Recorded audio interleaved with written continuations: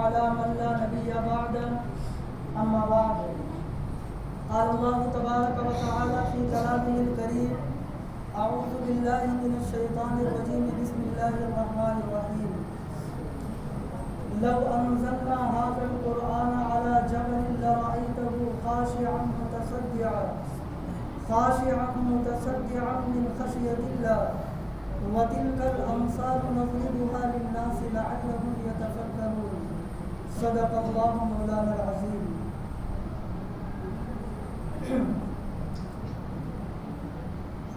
معزز حاضرین مجلس، سب سے پہلے تو ہم اللہ رب العزت کا ہزارہ مرتبہ شکر ادا کریں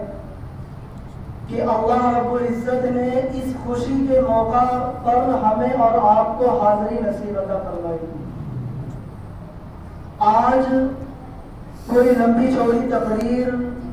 یا کوئی بہت بڑا بیان کرنا مقصد نہیں ہے، بلکہ استاد محترم حافظ و قاری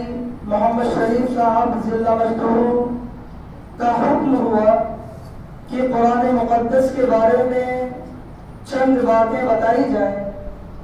جبکہ ادب کا تقاضا یہ ہے کہ بڑوں کے سامنے چھوٹے خاموش رہا کرتے ہیں۔ استاد اور شاگرد کا معاملہ یہ ہوتا ہے کہ شاگرد ہمیشہ اپنے استاد کے سامنے خاموشی اختیار کرتا ہے۔ ادب کا تقاضا یہی ہوتا ہے کہ شاگرد اپنے استاد کے سامنے گھٹنے ٹیک کر بیٹھتا ہے اور کرسی یا اونچی جگہ پر بیٹھنے سے پرہیز کرتا ہے۔ لیکن شریعت کا ضابطہ ہے الامر فوق الادب۔ وہی استاد جب حکم دے دے تو ادب کو چھوڑ کر حکم کا دامن پکڑ لیا جاتا ہے اور ادب کو پس پشت ڈال کر کے ان کے حکم کو پیش رکھا جاتا ہے۔ تو آج یہ بندہ ناقص بھی اپنے استاد محترم کے سامنے ان کے حکم کو ادب سے بڑھ کر کا درجہ دیتے ہوئے قرآن مقدس کے بارے میں چند باتیں بتا کر کے اپنی بات مکمل کروں گا۔ سامعین گرامی قدر، بہت غور سے سنیے گا، اللہ رب العزت کے کلام کی ایک آیت اور جناب محمد رسول اللہ صلی اللہ علیہ وسلم کی دو بہت ہی قیمتی حدیث آپ حضرات کے سامنے بیان کر کے اپنی بات کو ختم کر دوں گا۔ شرط یہ ہے کہ آپ حضرات پوری توجہ کے ساتھ مختصر سی بات کو سنیں، تب کہیں جا کر کے اس حدیث کا اور قرآن مقدس کی آیت کا صحیح مطلب آپ حضرات کے ذہن و دماغ میں بیٹھے گا۔ سامعین، اس دنیا کے اندر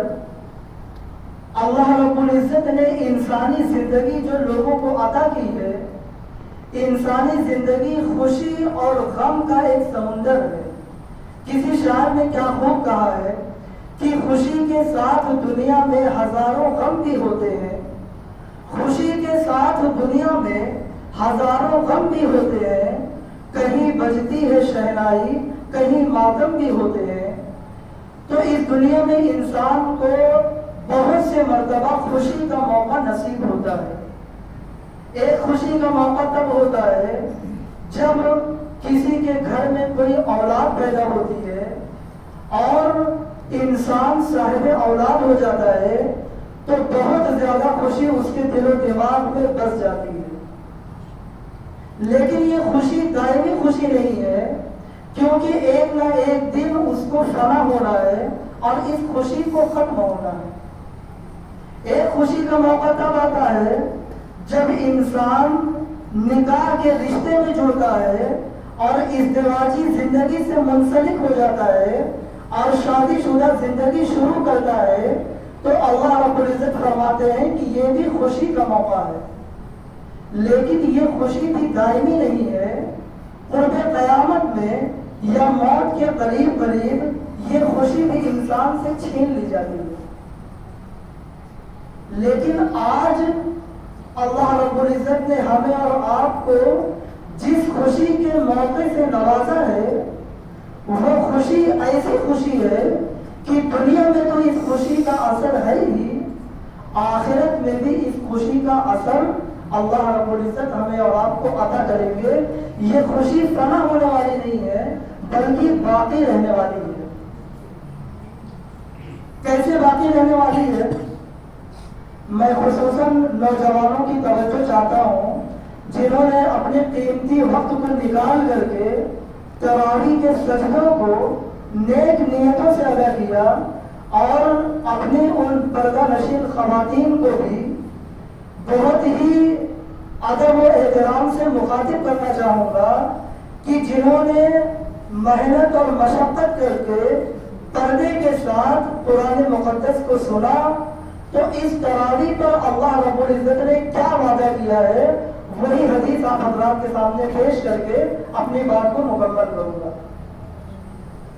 بخاری شریف، مسلم شریف، قرآن مقدس کے بعد پوری دنیا میں سب سے بڑی اگر کوئی کتاب ہے اصح الکتب بعد کتاب اللہ تو وہ بخاری شریف ہے۔ اس کی ایک ایک لائن لکھنے والے نے جب لکھی ہے تو وضو بنا کر کے 2 رکعت نماز ادا کر کے تب اس کی ایک ایک لائن کو امام بخاری نے لکھا ہے۔ آج اسی کتاب کی ایک لائن آپ حضرات کے سامنے بیان کرنا چاہتا ہوں، توجہ سے سنیے گا۔ حضرت ابو ہریرہ رضی اللہ تعالی عنہ جناب محمد رسول اللہ صلی اللہ علیہ وسلم کے جلیل القدر صحابی ہیں۔ انہوں نے آپ حضرت صلی اللہ علیہ وسلم سے ایک حدیث سنی تھی، تو امام بخاری نے اپنی کتاب میں وہ حدیث نقل کر دی۔ آج اپنے استاد سے وہ حدیث سن کر کے سند کے ساتھ میں آپ حضرات کے سامنے پیش کر رہا ہوں، توجہ سے سنیے گا، حدیث کے الفاظ کو غور سے سنیے گا۔ عن ابی ہریرہ رضی اللہ تعالی عنہ قال قال رسول اللہ صلی اللہ علیہ وسلم من صام رمضان ایمانا واحتسابا غفر له ما تقدم من ذنبه من قام رمضان ایمانا واحتسابا غفر له ما تقدم من ذنبه۔ اس حدیث کا مطلب یہ ہے کہ جو شخص بھی رمضان کے مہینے میں ایمان کے ساتھ اپنی نیت کو صاف کر کے صرف اللہ تعالیٰ کو راضی کرنے کے لیے تراویح کے لیے امام کے پیچھے آ کر کے کھڑا ہو جاتا ہے، امام اللہ اکبر کہہ کے نیت باندھ دیتا ہے تو وہ بھی امام کے پیچھے نیت باندھ دیتا ہے، تو اللہ کے رسول فرماتے ہیں کتنی بڑی خوشخبری ہے، غور سے سنیے گا۔ اللہ کے رسول فرماتے ہیں کہ اس نوجوان نے پوری زندگی زناکاری کی ہو، بدکاری کی ہو،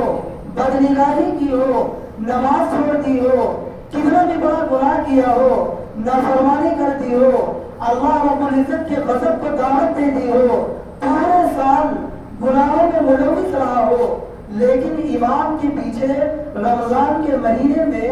جیسے ہی اللہ اکبر کہہ کر کے نیت باندھتا ہے، امام الحمد شروع کرتا ہے، اور یہ بندہ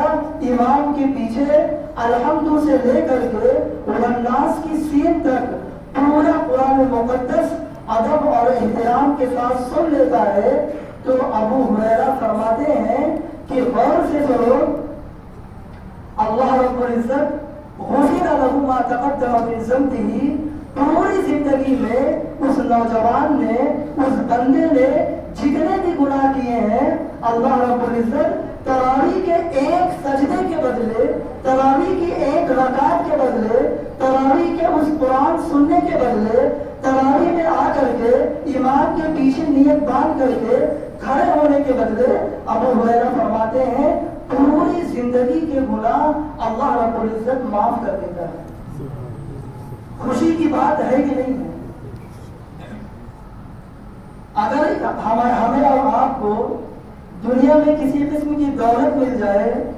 کسی کی نوکری لگ جائے، کسی کی جاب لگ جائے یا کسی کی کوئی دلی تمنا اور دلی خواہش پوری ہو جائے تو وہ کس قدر خوشی سے جھوم اٹھتا ہے اور شیرینی بانٹتا پھرتا ہے، دعوت تقسیم کرتا ہے، لوگوں کو مبارکباد پیش کرتا ہے. لیکن اللہ رب العزت نے تراویح کے بدلے میں اتنی بڑی خوشخبری عطا کی کہ پوری زندگی جتنا بھی گناہ کیا اللہ فرماتا ہے غفر لہ ما تقدم من ذنبہ، پوری زندگی کے گناہ تراویح کی اس ایک رکعت کے بدلے، تراویح کے اس ایک سجدے کے بدلے، تراویح میں قرآن سننے کے بدلے، صرف سننے کی بات کر رہا ہوں، سنانے کی نہیں. تراویح میں انسان جو قرآن سن رہا ہے، سننے والے کو اللہ رب العزت نے یہ خوشخبری سنائی غفر لہ ما تقدم من ذنبہ، پوری زندگی کے گناہ اللہ رب العزت معاف کر دیتا ہے. تو ہمیں اور آپ کو اللہ رب العزت نے آج اس نعمت سے، اس خوشخبری سے نوازا ہے، تو آج ہماری زندگی کا بہت بڑی خوشی کا دن ہے. غور کرنے کی بات ہے، ہم میں سے ہر انسان گنہگار ہے. اپنی زندگی میں نہ جانے کتنے گناہ اس نے کیے ہیں، کچھ گناہ چھپا کر کے کیے ہیں، کچھ گناہ علن اعلان کیے ہیں، کچھ گناہ لوگوں کی جانشی میں ہیں، کچھ گناہ لوگوں کی جانشی میں نہیں ہے. اللہ فرماتا ہے ما تقدم من ذنبہ، چاہے جو گناہ تم نے کیا ہو، اگر نیک نیتی سے تم نے امام کے پیچھے تراویح پڑھ لی تو غفر لہ ما تقدم من ذنبہ، پوری زندگی کا گناہ اللہ معاف کر دے گا. تو آج آپ حضرات اسی طریقے سے گناہوں سے پاک ہو گئے ہیں جس طریقے سے ایک بندہ حج کر کے جب نکلتا ہے، کعبہ کے دروازے سے جب فارغ ہوتا ہے، بیت اللہ کا طواف کر کے اور حج کا احرام باندھ کے جب نکلتا ہے تو جیسے گناہوں سے پاک ہو جاتا ہے. اللہ کے رسول فرماتے ہیں بخاری کی حدیث میں کہ تراویح کی تکمیل کے بعد بندہ ایسے ہی گناہوں سے پاک ہو جاتا ہے جیسے کہ حج کرنے کے بعد پاک ہوتا ہے. تو ہے کہ نہیں خوشی کی بات ہمارے اور آپ کے لیے کہ آج اللہ نے ہمارے اگلے اور پچھلے تمام گناہوں کو معاف کر دیا. کتنی بڑی خوشی کی بات ہے. یہ ان لوگوں کے لیے خوشخبری ہے جو تراویح سنتے ہیں. اب آپ حضرات اندازہ لگائیے کہ آپ کام کاج سے فارغ ہوئے، وضو بنا کر کے امام کے پیچھے اللہ اکبر کہہ کر کے نیت آپ نے باندھ لی، امام نے پڑھنا شروع کیا، آپ سنتے رہے، امام نے رکوع کیا، آپ نے بھی رکوع کیا، امام نے سجدہ کر لیا، آپ نے بھی سجدہ کر لیا، امام نے قرآن سنایا، آپ نے سن لیا. صرف سننے والے کو اللہ کے رسول فرماتے ہیں پوری زندگی کے گناہ معاف کر دیں گے. اندازہ لگائیے جو نبی کے مصلی پر قرآن مقدس کی 30 پاروں کی پوری آیات کو سنا رہا ہے، اس حافظ قرآن کا کیا مرتبہ ہوگا. ہمیں اور آپ کو اندازہ ہو سکتا ہے جب سننے والے کے اللہ رب العزت نے پوری زندگی کے گناہ معاف کر دیے. یہ کوئی معمولی حدیث آپ حضرات کے سامنے میں نے نہیں پیش کی. بخاری اور مسلم اصح الکتب بعد کتاب اللہ ہے. اس کی سند کو بڑے سے بڑا عالم ہو، بڑے سے بڑا مجتہد ہو، بڑے سے بڑا مفسر ہو، بڑے سے بڑا مبلغ ہو، بڑے سے بڑا معترض ہو، امام بخاری کی حدیث کو وہ تسلیم کرتا ہے. اس حدیث کو میں نے پیش کیا تو سننے والے کا یہ مرتبہ ہے تو سنانے والے کا کیا مرتبہ ہوگا. ایک حدیث ہے حافظ قرآن کے بارے میں، اللہ کے رسول فرماتے ہیں کل قیامت کے دن جب نفسی نفسی کا عالم ہوگا، لوگ اپنے گناہوں کے بوجھ میں ڈوبے ہوئے ہوں گے، اپنے حساب و کتاب کے بارے میں متفکر ہوں گے اور یہ ڈر لگا ہوگا کہ ہم جہنم میں جائیں گے یا جنت میں جائیں گے. ایسے موقع پر اللہ کے رسول فرماتے ہیں حافظ قرآن کو بلایا جائے گا اور کہا جائے گا اقرا ورتق ورتل کما کنت ترتل فی الدنیا فإن آخر منزلتک آخر آیت تقرأها حافظ قرآن سے کہا جائے گا اے حافظ قرآن تم الحمد سے شروع کرو، الحمد سے پڑھنا شروع کرو اور جنت کی سیڑھیوں پر چڑھتے چلے جاؤ، تم قرآن کی آیتوں کو پڑھتے رہو گے، اللہ رب العزت جنت کے مرتبوں کو بلند کرتا رہے گا، تم پہلا پارہ پڑھو گے جنت کے اعلیٰ مقام میں پہنچو گے، دوسرے پارے میں پہنچو گے جنت الفردوس میں پہنچو گے، تیسرا پارہ پڑھو گے جنت المأویٰ میں پہنچو گے، چوتھا پارہ پڑھو گے جنت الفردوس میں پہنچو گے۔ ایسے ہی اللہ کے رسول فرماتے ہیں کہ حافظ قرآن قرآن مقدس کو پڑھتا جائے گا اور جنت کی سیڑھیوں پر چڑھتا چلا جائے گا۔ تو آج ہمیں اور آپ کو بھی ضرورت ہے کہ ہم بھی اپنے اولاد کو حافظ قرآن بنائیں تاکہ ہمیں بھی اللہ رب العزت کا یہ انعام حاصل ہو جائے۔ بات لمبی ہوتی آ رہی ہے، میں ایک بات اور کہہ کر کے اپنی بات کو مکمل کر رہا ہوں۔ اللہ کے رسول کی ایک حدیث ہے، ان عمر عبداللہ بن عمرو بن العاص ان رسول اللہ صلی اللہ علیہ وسلم قال یقول الصیام ویقول الصوم یشفعان للعبد فیہ یوم القیامہ، کہ روزہ اور قرآن یہ دونوں چیزیں اللہ رب العزت کے یہاں سفارش کرتی ہیں۔ روزہ کہتا ہے کہ میں نے بندے کو کھانے پینے سے روک دیا، شہوات سے روک دیا، آج اس بندے کو عذاب نہیں ہونا چاہیے، آج اس بندے کو اللہ رب العزت جنت الفردوس میں ڈال دے، اللہ اس کی سفارش کو قبول نہیں کرے گا۔ ایسے ہی جو انسان تراویح پڑھتا ہے، تراویح کل کے دن بندے کے لیے سفارش کرے گی کہ اے اللہ رب العزت یہ بندہ روزے کی حالت میں مشقت برداشت کرنے کے باوجود بھی رات میں تیرے کلام مقدس کو سننے کے لیے کھڑا ہوتا تھا اور کھڑے ہو کر کے تیرے کلام کو سنتا تھا، تو اے اللہ اس کے گناہوں کو بھی معاف کر دے۔ تو یہ تراویح کی فضیلت ہے جو ہمیں اور آپ کو آج اللہ رب العزت نے نصیب فرمائی۔